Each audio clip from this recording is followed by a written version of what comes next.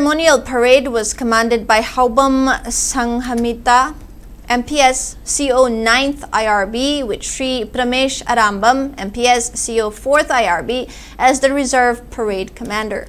A total of 23 contingents representing the security forces, police, civil departments, youth, and educational institutions took part.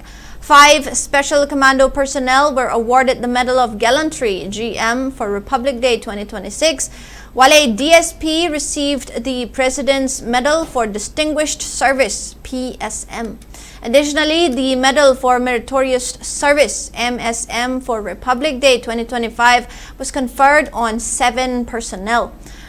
The Chief Minister's Police Trophy for Community Service and the Police Trophy for the Anti-Drug Campaign were also presented.